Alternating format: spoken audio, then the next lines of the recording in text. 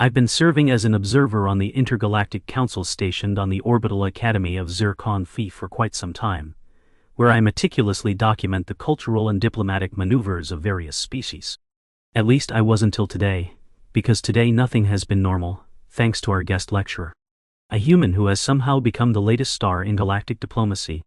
The course was titled, Galactic Diplomacy 101. How a Human Outwitted the Council, which I had, quite frankly, assumed was a typo. Humans, after all, were new to the galactic fold, barely comprehending universal connective physics, let alone the intricate dance of diplomacy between species like the Galaric Triclops or the enigmous silkweavers. And thus, with a pervasive sense of skepticism, I entered the lecture orb, prepared for a study in cross-species embarrassment.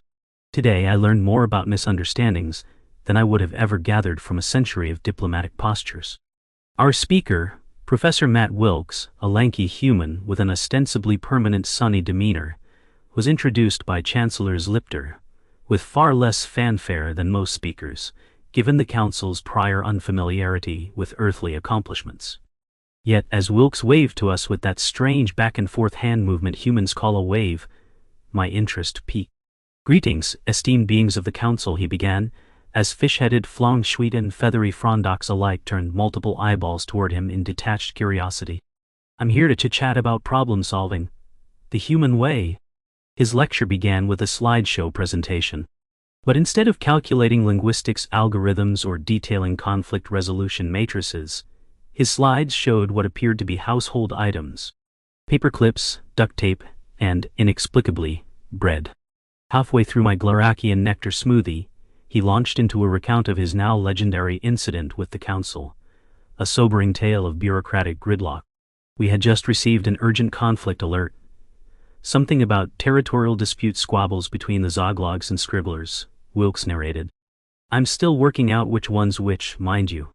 He described how he blundered his way into an urgent Council strategy meeting, paused upon hearing his name, although he didn't recall RSVPing, and sat amongst the greatest strategic minds across the galaxies, each shoulder getting progressively more tense. They were snacking on what looked like glowing beetles. Tell you, I'd never seen bugs glow like that back home. Anyway, the big concern was no one had a simple direct solution to broker peace. Lots of intriguing complex possibilities, but nothing concrete for this urgent matter, Wilkes regaled us, leaning casually on the podium, as gasps echoed softly around the room. There were hushed whispers at this revelation. Fliffhorn, the respected aquatic being and diplomat of Herrig Accord, huffed in disbelief. But humans? Their waves of thought experience basic linearity, not the depth. Wilkes merely grinned. Exactly. That's possibly my biggest advantage here. Everyone was scratching their heads, and I figured. He pulled out, as if from thin air, a roll of duct tape. "Maybe we need to fasten things a bit. No better way to bide for time." "With tape?" Alok replied, three of its blue eyes wide and blink-free, as they fixed on the shimmer of mundane adhesive under the lecture orb lighting. "Bingo," said Wilkes warmly. Tensions on the verge of escalation.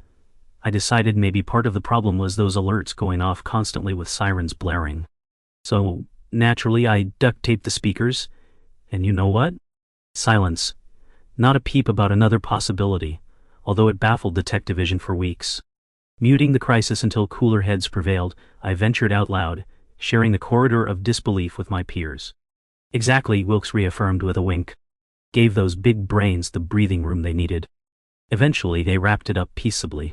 The absurdity was so palpable, I momentarily questioned whether our cosmic intercultural summit had become a circus. Yet perception soon converted the tale from comedy to insight. Silence as a salve came off ostensibly as chaos to the Council, while a nation's creativity can offer an unlikely resolution. And this calamity, this unexpected tool, had outsmarted us all. Wilkes' following efficacy lay not in upending standard processes, at least not overtly, but rather, casting a charming lens to refract the absurdity of overcomplication. When rigorous planning locked the galaxy's intelligentsia into a bubble, he had channel-surfed the waves of human-rooted simplicity. His lessons concluded with the unrelated success story of repairing a vectorial transponder using bubblegum and luck, leading into the phrase, "Sometimes it's not just solving, but tasting the whimsy in solutions." Aptly baffled by this roundabout whimsy, the audience convened to realize their awe. Chancellor Slipter took to the stage after Wilkes exited, wearing an expression of begrudging admiration, a trait distinctive to them. It appears, esteemed colleagues, that even chaos invites order, albeit in forms least expected. No lesson could be more perversely true, and as I filed out of the lecture orb with my fellow academicians, conversations ensued on theories and ideas never thought about, solving interstellar predicaments with gumption and good old-fashioned stick-to-itiveness. In Wilkes's singular lesson on laughter and lateral thought, we found the key element we had overlooked. We were so crammed with universes, all encapsulated in orderly methodologies, we forgot the levity of freedom. Galactic diplomacy, 101, had surely reframed doses of whimsy, crafting peace not merely architected and diagrammed, but flirtatiously willed into being. In our rib-tickled admiration, we had to admit, the human approach had outclassed the lot of us.